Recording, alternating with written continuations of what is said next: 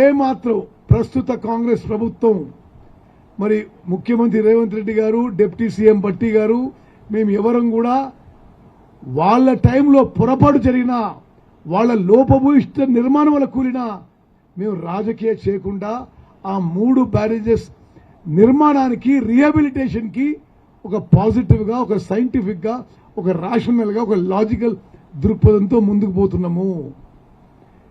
ఎంతవరకు పోయినామంటే మరి దీంట్లో ఎవరు రాజకీయం ఆపాదించొద్దని ఈ 3 బ్యారేజీల రీహాబిలిటేషను, ఈ 3 రీహాబిలిటేషను భారత సైన్యం, ఇండియన్ ఆర్మీ ఒక ఎక్స్పర్ట్ తీసుకొచ్చి ఆయన ఆధ్వర్యంలో కోఆర్డినేషన్ కమిటీ చేసి ఆ 3 బ్యారేజెస్ ఇప్పుడు రిపేర్ చేస్తున్నాము.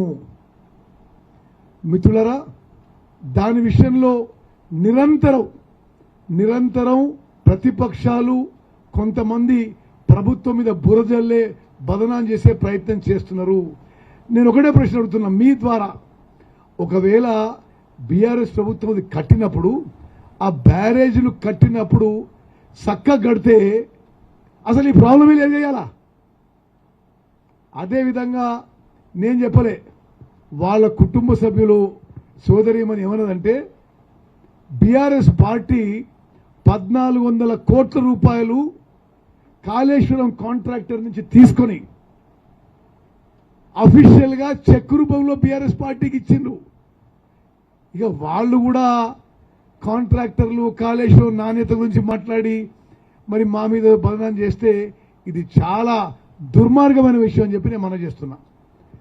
అదేవిధంగా మీరు రాష్ట్ర వ్యాప్తంగా ఆ 10 ఏళ్ల పాటు అసలు మేము ఏదో చేసినామని ప్రొపగాండా చేస్తారు కదా.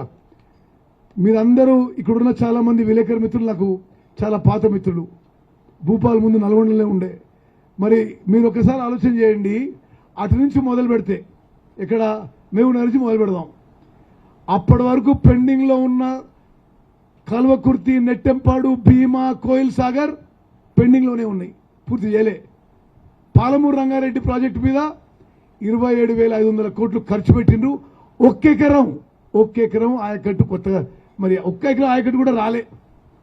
మరి ఇంకా పైకి వస్తే ఎస్ఎల్బిసి టనలు పూర్తి చేయలే, డిండి ప్రాజెక్టు పూర్తి చేయలే, దేవాదుల పూర్తి చేయలే, సీతారాం సాగర్ ప్రాజెక్టు మీద 8,500 కోట్లు ఖర్చు పెట్టి ఒక్క ఎకరం ఆయకట్టు కొత్తగా తీసుకురాలే.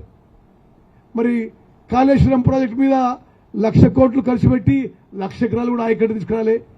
తుమ్మడిహట్టి ప్రాజెక్టు ఒక దుర్మార్గపు ఆలోచనతో, ఒక తప్పుడు ఆలోచనతో అంబేద్కర్ ప్రాణహిత చేవల్ల ప్రాజెక్ట్ని తుమ్మడిహట్టి నుంచి మేడిగడ్డకి షిఫ్ట్ చేసిన విషయం సుప్రీంకోర్టు జడ్జి ఉన్న జ్యుడిషియల్ కమిషన్ కూడా ఇది తప్పుడు నిర్ణయం అని నివేదిక ఇచ్చింది. మరి ఇంత తప్పులు చేసిన వాళ్ళు ఈరోజు వాళ్ళు ఇంకోళ్ళ మీద మాట్లాడుతుంటే అది ఎంత దుర్మార్గం అని చెప్పి నేను మనం చేస్తున్నాను.